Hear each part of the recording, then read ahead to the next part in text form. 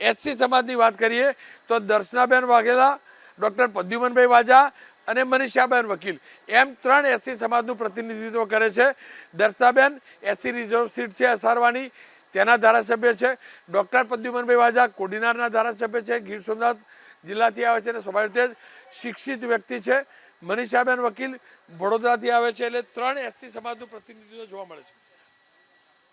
OBC સમાજની વાત કરીએ તો ઈશ્વરસિંહ પટેલ અંકલેશ્વર ભરૂચથી ઓબીસી સમાજનું પ્રતિનિધિત્વ કરે છે। પ્રવીણભાઈ માળી ડીસાથી ઓબીસી સમાજનું પ્રતિનિધિત્વ કરે છે। સ્વરૂપસિંહ ઠાકોર વાવથી ઓબીસી સમાજનું પ્રતિનિધિત્વ કરે છે। ત્રિકમભાઈ છાગા અંજારના ધારાસભ્ય આહિર સમાજ એટલે કે ઓબીસી સમાજનું પ્રતિનિધિત્વ કરે છે। ઓબીસી સમાજનો એક મોટો નવો ચહેરો જે બીજેપી માટે નવો છે તે અર્જુનભાઈ મોઢવડિયા પોરબંદરના ધારાસભ્ય। પરસોત્તમભાઈ સોલંકી ભાવનગરના ધારાસભ્ય છે, ઓબીસી સમાજનું પ્રતિનિધિત્વ કરે છે। કુંવરજીભાઈ બાવળિયા જસદણના ધારાસભ્ય છે। પણ એસટી સમાજની વાત કરી લઉં, ઉમરગાંવથી અંબાજી સુધીનો મોટો એસટી બેલ્ટ છે તો નરેશ પટેલ ગણદેવી નવસારીના ધારાસભ્ય છે।